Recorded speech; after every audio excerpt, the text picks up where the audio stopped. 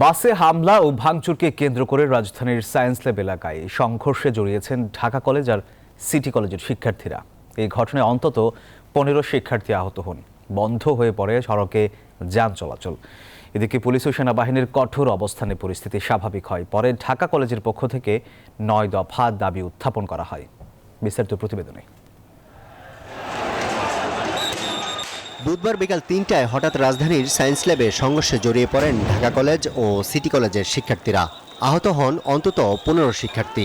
Dhaka college শিক্ষার্থীদের দাবি, তাদের বাসে হামলা করা হয়েছে। আজকে আমাদের প্রতিষ্ঠাবার্ষিকী ছিল, আমাদের সকল স্টুডেন্টরাই কলেজে এসেছিল। এর প্রেক্ষিতে তারা চেয়েছিল যে আমাদের সাথে একটা গোলযোগ যাতে বাঁধে। দুপুর 12:30 থেকে 1টা নাগাদ আমাদের ইন্টারমিডিয়েটের বাসগুলো যাচ্ছিল। তো একটা পর্যায়ে আমাদের ইন্টারমিডিয়েটের স্টুডেন্টদের সাথে সিটি কলেজের যে কোনো একটা বিষয় নিয়ে বাকবিতণ্ডা ঘটে। তো তার পরিপ্রেক্ষিতে আমাদের বাসগুলো সিটি কলেজের স্টুডেন্টরা ভাঙে। সংঘর্ষের কারণে বন্ধ হয়ে যায় নিউ মার্কেট মিরপুর সড়কের যান চলাচল। পরিস্থিতি স্বাভাবিক করতে শিক্ষার্থীদের ছত্রভঙ্গ করে সেনা ও পুলিশ সদস্যরা। প্রায় 3.5 ঘন্টা পর স্বাভাবিক হয় যান চলাচল। দুই কলেজের প্রধানের সাথে কথা বলে এটার একটা যাতে কিভাবে এটা সবচেয়ে বেফিটিং ওয়েতে সলিউশন করা যায় সেটা চেষ্টা করি। এই ঘটনায় ঢাকা কলেজের পক্ষ থেকে 9 দফা দাবি তুলে ধরা হয়।